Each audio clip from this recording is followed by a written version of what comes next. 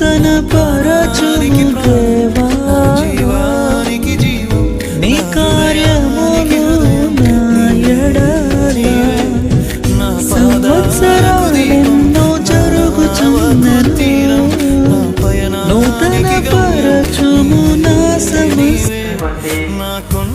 పరిశుద్ధ లేఖనమును పరిశీలన చేసినట్లయితే ఇక్కడ చక్కని వర్తమానం అనేది దేవుడు